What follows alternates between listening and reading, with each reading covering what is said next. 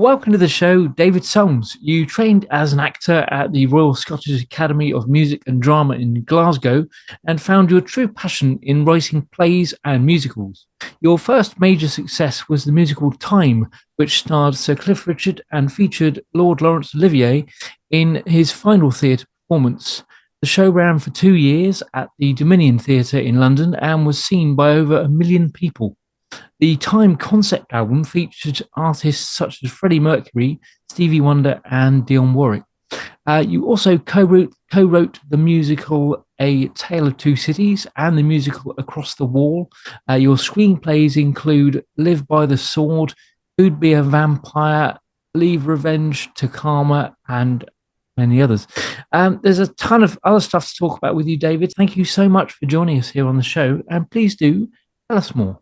Pleasure. Well, as you say, I come from Glasgow, and going back to the beginning, at 15, I was kicked out of school with no qualifications at all. Right. They called my mother and father up and they said, David is doing us no good. We're doing him no good. Could you take him away and never bring him back again, please?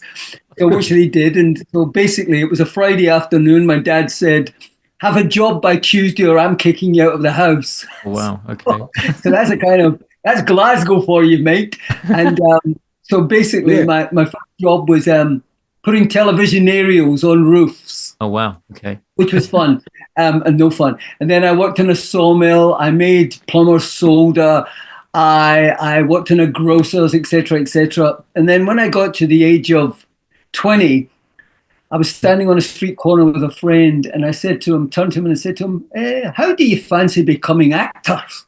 Right. And he said to me, why? I said, oh, it's a great life, actors, because you got lots of money and lots of women, which didn't turn out to be true. Well, at least 1 out of 2 ain't bad. I don't own a Ferrari. So anyway, I went to night class for speech and drama, and the teacher there said, you have something, so apply for drama school, the Royal Scottish Academy. Which I did. I came back to her and she said, how did you do? And I said, no problem. I walked straight in there. They'll take me. She said, well, they're taking 10 men, 8 women, and so far they've auditioned 1,000 people.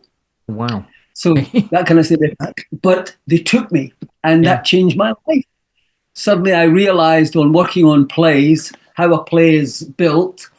And I suddenly realized that something opened. One of the doors in my head opened that I never even knew was closed. And I realized I had a talent for writing and characters and dialogue. And I did 3 years as an actor, left the Royal Scottish Academy and did lots of theatre work. In fact, I appeared in 10 Shakespeare plays around Britain. And some were very good ones. I mean, I appeared in King Lear, which is a masterpiece by Shakespeare. And in King Lear, he has 3 daughters. Well, I played one of the daughters, which is quite funny because it was an all-male cast. And I also played the fool, which is the comedy part. And most of my Shakespeare stuff has been the comedies. So I did all of that, writing. And by chance, I was introduced to a composer called Jeff Daniels. And he was looking for someone to write lyrics and maybe a book. And I said, what's your idea? He said, I've got an idea for a song called The Time Lord. Right. And I'd like it narrated by an actor like Richard Harris, who was in many films. And he said, so that's all my idea is. So I said, well, let me write the lyrics to something called The Time Lord, which I did in about 4 days. And when he came and he heard what I'd written, he said, this is great. I'll put the music to it. I said, hold on, I have an idea for a whole musical. I've got the characters. Just let me now go and write all the characters. And what I'll do is I'll have a beginning, a middle, end. I'll fill it in. And where I think the songs are, I'll put the title of the song to carry the musical forward 1 beat. And that's what I did. Right. And he was enamored. And we worked on it. And I had an acting agent in London. I was with a very famous acting agent called London Management. I mean, my agent was also Roger Moore's agent. All right. Who played Bond, Alec Guinness. Yeah. And she managed to get the musical on outside London because she had there was a director there, was one of our clients, and we put it on there as a Time Lord with I think it was like 8 actors and Right. 5 musicians. Right. And in fact, the keyboard player was in Cockney Rebel. He was from Cockney Rebel, who actually played the keyboards in this. That was Wow. great. We did it. We recorded it. And then she said, I'm going to give it to a West End agent. No, a producer, a West End producer, which she did. And he met us and said, I love this. I'm going to do this in the West End. And he held it for a year, and he hadn't a clue on what to do with this musical, because it was science fiction set in the high court of the universe. Okay. And luckily, and I'll jump to this, after a year, he was sitting on the Concorde, and who sat beside him but Dave Clark of the Dave Clark Five from the 60s. Yeah. And Danny turned to Dave and said, hello, Dave, how are you? Dave said, I'm doing fine, Danny. Danny said, what you doing these days, Dave? And he says, I'm looking for a musical. And Danny said, I have a musical. And Dave said, well, what's it about? And Danny says, I haven't got a clue what it's about. I don't know. Anyway, that meeting was all pivotal because then Dave read it, listened to it, and said, I want to do this musical, definitely. Wow. And 6 years later, the musical opened at the Dominion. Amazing. In a huge, huge way. And my life changed. Fantastic. Oh, what do you like the most, acting or creating lyrical? Or writing. I'm although you're never in command of anything. I mean, I suppose you are if you're, Ed Sheeran, Elton John, or if you're in the movies and you're Denzel Washington, then you're in charge of your career because there's more scripts and more songs than you need. Yeah. But at least I know what I'm doing, and I can sit in the room and do it. And and I'm a great pusher. And I'm a great person who thinks of being in the right place at the right time is as important as the talent you've put on the page, really. Yeah. And making contacts and seeing where they all take you. But I was a pretty good comedy actor, I think. But the writing took over. And, well, to put it in perspective, in 1985, I earned £8,000 a year as a theatre actor. In 1986, my take-home pay from the Dominion was £165,000. Yeah, no real comparison. There's the ba-boom. Yeah, ba-boom. And that's a lot of money today. Never mind then. Yeah. So there you go. Wow. Yeah. How do you get paid from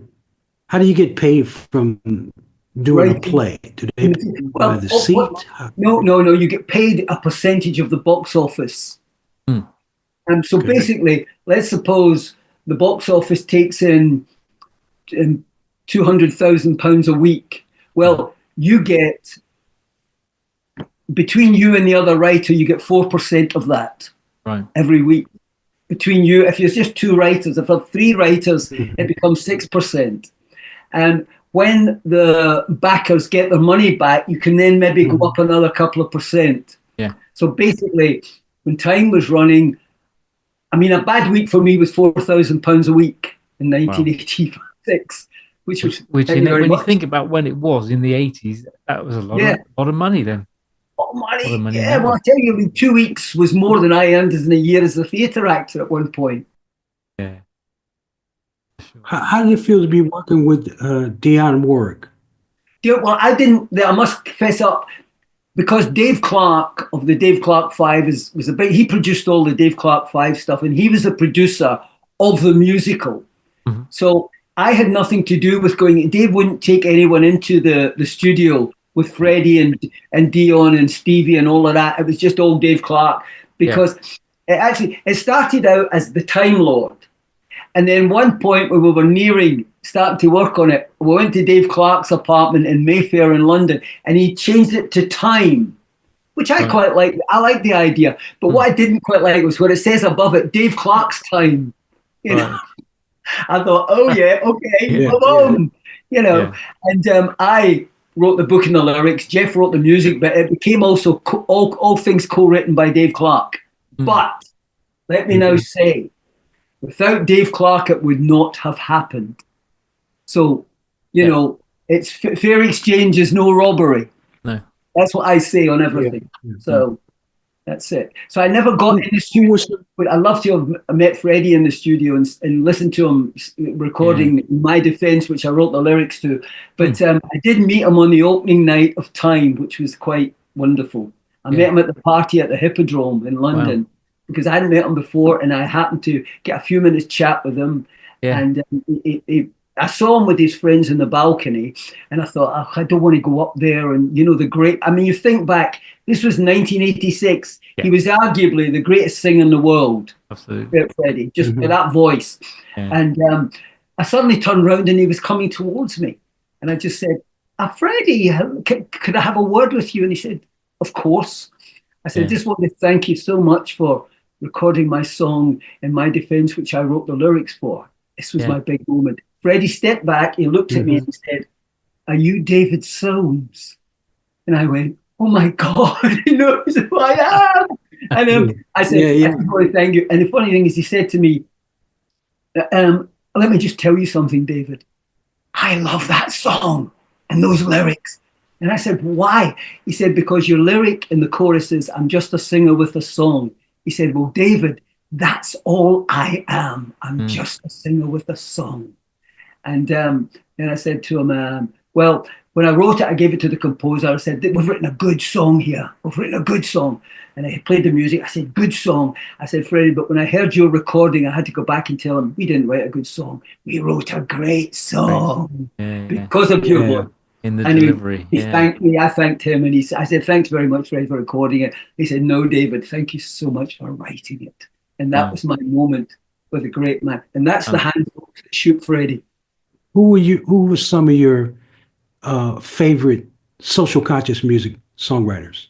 Oh, without any doubt, because I go back a bit, but I mean, obviously my first one is Bob Dylan. I mean, I think he sits, at the top of the pile. I mean, because when Bob wrote Blowing in the Wind, that was just an amazing song. I mean, everyone said he was a folk singer, but that song encapsulated everything that was wrong in the world then and now almost.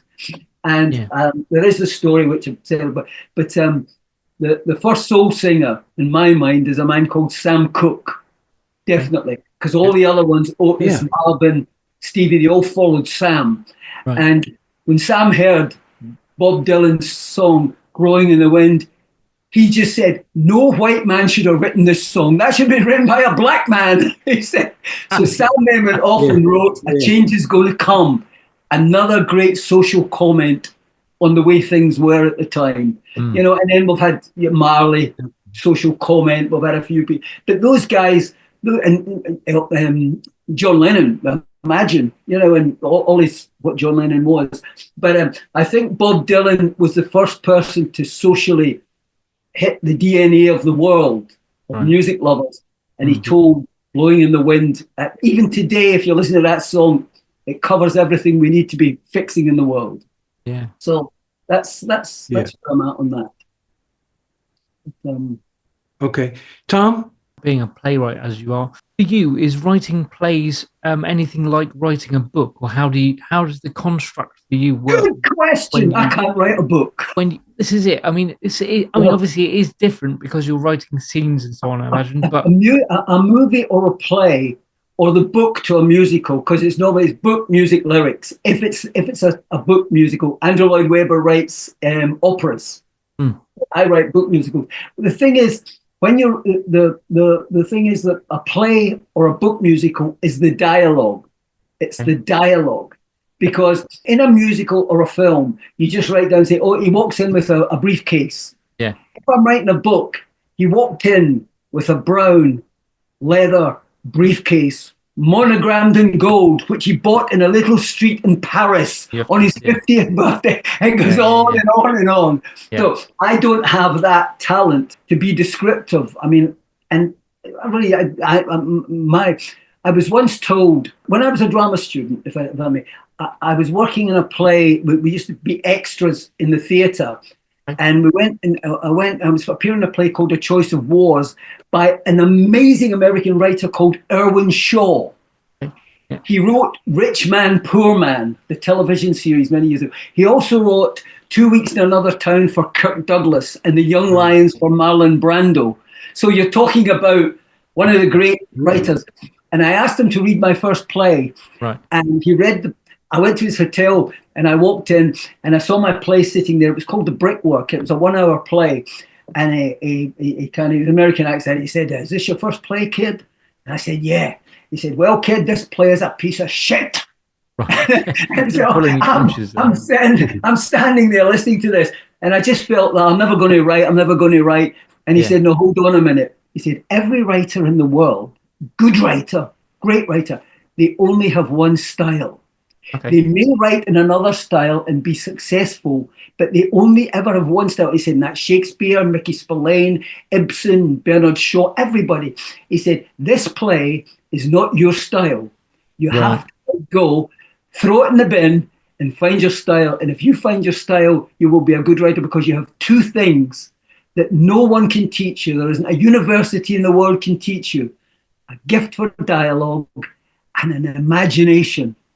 They can't teach you those things." He said, "And you have those things, but the play you've written's crap." He said, "So dump it and get on with your life." So that's how it came about. Wow. Another pivotal moment in my career. How would you inspire young people to become a screenwriter or, writing lyrics for plays? Well, first of all, it's like anyone. People say to me, "Oh, I'm writing poetry, but I don't think it's very good." I say, don't matter about how good it is. Keep writing. And if it's something you're going to do with your life, it will come better and better and better. Because it's an old adage, but in every walk of life, practice makes perfect. Yeah. Absolutely. It's like, very briefly, so the joke is, someone gets in a cab in New York and they said to the cab driver, "How do I get to Carnegie Hall?" And he says, "Practice, practice, practice." And it's true. And it's the same with writing. You also have to go into books on how to screenwrite, because there is a construction. Yeah. There's a first act, middle act, second act. Mm-hmm. There's the waves and the rises of how you do it. There's character build up and, thrills at the end or whatever. And you can actually go to people who are great writers and they've passed their all on in other books that you can read. So you're not just going to sit in a room and suddenly do it all. It's like music and lyrics. You've listened to, you listen to the simplest lyrics in the world and you try to imagine how, there's not a more simpler song in the world than Yesterday by Paul McCartney. But try doing one. try getting it, but it's the construction and the everything, the feel. But you can make yourself better by learning, practice, and do anything. Do a short movie, 12 minutes long, take it to people, let them get in a room and read it.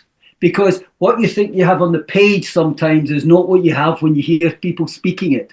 And suddenly another door will open in your mind to say, I went left and I should have gone right. But it's just practice, get the books, learn, work, and then just, when Time opened, and it was all Dave Clark before that, and then suddenly the newspapers got hold of me and said, "We didn't realize you were what have you got to say about this great success?" And I said, "I have a modicum of talent, and I sure as hell was in the right place at the right time." Yes, that's what it takes. How did it feel to have a major name, sing one of your songs? Well, the funny thing was, first time. I'm a boy from Glasgow. So basically, we're a working class family. No one ever went to the theatre or went to, and I'm sitting in a rehearsal room in just outside the West End in London. I'm sitting there, and there's Sir Cliff Richard standing 8 feet away from me, singing my songs and speaking my words. And it's like, how did that feel? Someone's going to come in and arrest me in a minute and drag me out of here and say, "What the hell are you doing in here?" Take me by the neck and come on, back to Glasgow, you. Yeah. And it's just, and even when the opening night comes up and there's Sir Cliff on stage and there's a 12-foot head of Laurence Olivier, a talking head, the planet opened and there was his head. And suddenly he's speaking the words that I wrote. And I'm thinking, the greatest actor that ever lived is up there speaking the words from a boy from Glasgow, not that long ago. Yeah. That's wonderful. And I'll tell you a funny story, because this is quite good. You'll like this. Okay. I applied for drama school. And I get in and I do 2 American speeches. And there's 5 directors sitting in front of me. And they said, do you know you did 2 American speeches? And I said, oh, so I did. Then I knew the question was coming. And they said to me, why do you want to be an actor? Yeah. I said, and I had it worked out. I said, well, every time I go to the movies and I see Richard Burton, Steve McQueen, Laurence Olivier, any of those guys, I want to get up and act with them. And then I said, no, actually, I want to knock them all aside and do it myself. And the 5 directors, there was a long silence. And then the head of the college said, do you actually think you're better than Sir Laurence Olivier? Right. I said, no, not yet. And they all burst out laughing. And when I got in, he said, that moment when you said not yet, and we all burst out laughing, we can't teach you that, the way you hit it. And the funny thing was, I said Laurence Olivier. Yeah. And yet all those years later, there he was in my musical. So it's absolutely weird. Yeah. Anyway, yeah. Tom? I just want to know what you've got in the works at the moment. If there's anything you're working on at all, or what? Anything I'm working on a funny thing was, before COVID, I thought I'm going to write something and I want it to be doable for producers in the West End of London. Mm-hmm. So I came up with an idea to write a musical play with only 3 people and one set. One set that never moves. Right, and 3 people, which I did, called Second Chance. And there's 10 new songs in it and 1 old song. Wow. I also was working, I've got a musical called Across the Wall, which you can see on the internet at www.acrossthewallthemusical.com. Okay. And we managed to do a narrated concert in London with a 60-piece orchestra, one night only, with a very famous actor called Paul Nicholas, which you guys, I don't know if you know of him. He was the original guy in Jesus Christ Superstar. That's right. And he was the producer of Grease Saturday Night Fever. Anyway, Paul narrates it. And I wrote the book and lyrics, and my co-writer was a man called Alan Hawkshaw, who died a few years ago. But he wrote music and lyrics. And Alan put up the money, and we did this 60-piece orchestra. And so it's there on the internet, and that hopefully will go in maybe 2 years into the West End. Excellent. But Alan Hawkshaw is wonderful because he's an Ivor Novello Award winner, and he wrote number 1s for Barbra Streisand, Olivia Newton-John, and all of that. So basically, that's the 2 pieces that I'm working on. I mean, they're both. Across the Wall is ready, and Second Chance, I'm still working on that at the moment. But both very interesting pieces. Across the Wall is set when the Berlin Wall falls in the year prior to the Berlin Wall coming down. That's why it's called Across the Wall. Yeah. So cool. Yeah. Good stuff. Brother Dave, bless you for your time. Thanks for coming on our show. Thanks, David. Just want to just get some details from you of any kind of website. I think you mentioned the website there, or maybe some sort of social media contacts you've got. And what we'll do is put those in the bottom of the video here, so people can go out and check out what you basically. It's the www.acrossthewallthemusical.com. You can have a look at it. All right. And that's good, because it's the people singing in it are all from Les Miserables and Phantom of the Opera. Oh wow! Okay, top stars from the West End and Broadway in that show. All right, so we're worth having a little look and some good songs in that as well. Yeah. All right, David. Okay, well, as they say, it's only rock and roll, but I like it. Absolutely. Rock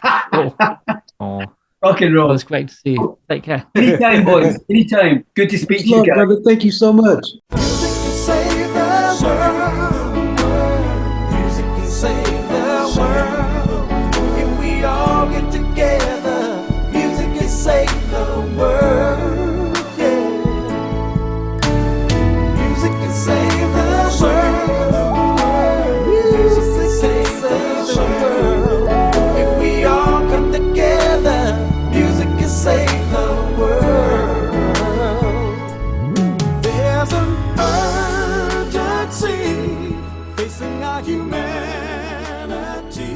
Thank you so much for watching. To stay up to date, please click subscribe and hit the bell. You can also join our group on Facebook and find us on LinkedIn and Instagram.